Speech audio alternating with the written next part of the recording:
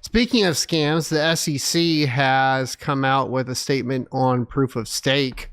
So key points from Chairman Paul Atkins' remarks today at DeFi and the American Spirit, SEC's Crypto Task Force Roundtable on Decentralized Finance. Here's the thread. This is on the official U.S. Securities and Exchange Commission Twitter. The American values of economic liberty, private property rights, and innovation are in the DNA of DeFi or decentralized finance movement.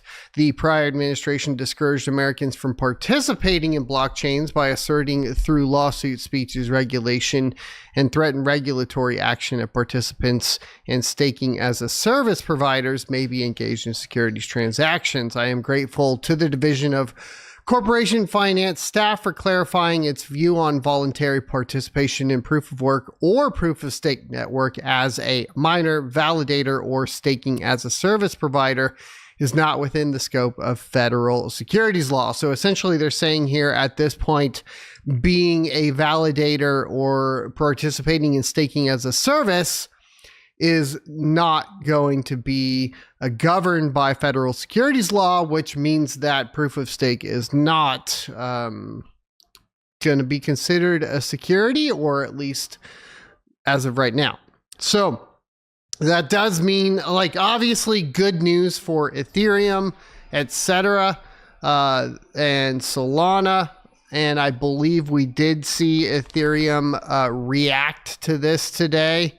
I mean, but dear Lord, it's still bad, right? But if we look at the day in particular, it reacted positively today to this news. And I think more overall will probably act positively towards it.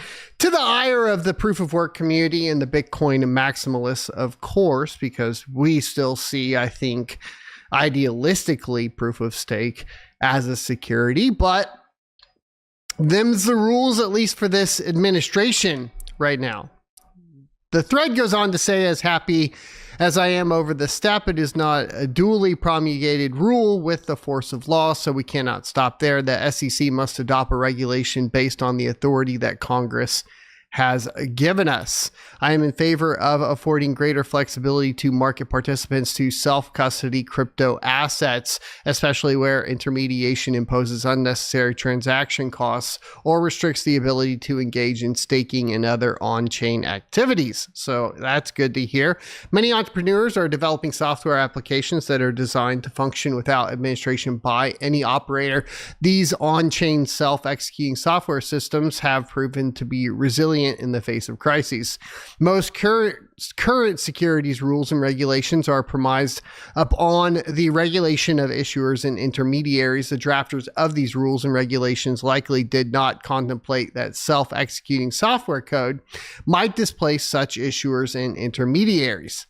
I have asked the commission staff to explore whether further guidance or rulemaking may be helpful for enabling registrants to transact with these software systems in compliance with applicable law.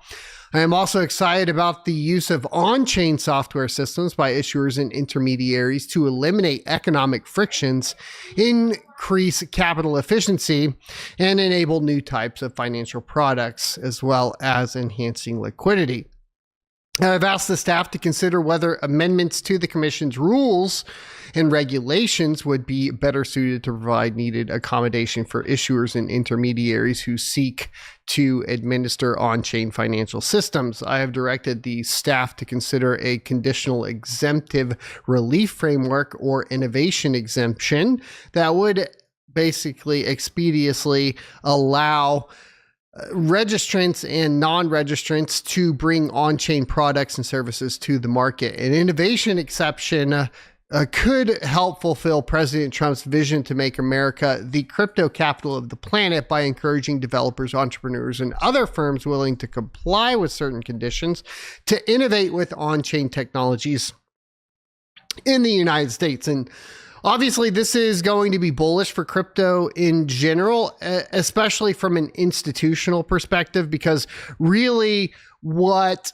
the rules and regulations surrounding cryptocurrency have been over the past administration, the Biden administration, has created a hesitancy from the institutional perspective more than the user. Now, as that hardcore Bitcoin white paper idealist such as me, I think that at the end of the day, the point of crypto is to not care what the government says, right? And be able to transact without the government. I mean, here it does sound like obviously removing regulations, loosening regulations surrounding crypto is towards the end goal that I would expect, or I would desire for cryptocurrency. But of course, I mean, I do understand the counterpoint that, you don't want people taking advantage of other people, and there needs to be rules and regulations put in place surrounding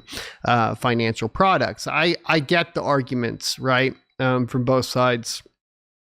I just kind of lean towards more the side of like personal accountability, and that's it. Sovereignty, right?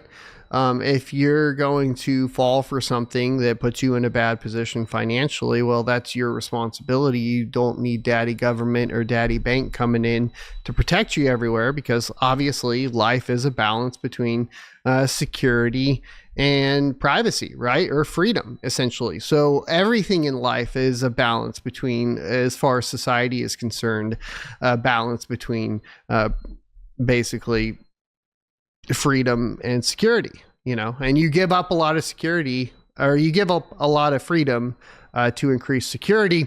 I hope you enjoyed this clip from the Crypto Mining Show. If you would like to see more from this particular episode, take a look up here. Don't forget to also subscribe to the channel. And if you want to support me directly, you can go to sonofatech.locals.com and become a member. Thanks for watching, and I will see you next Tuesday.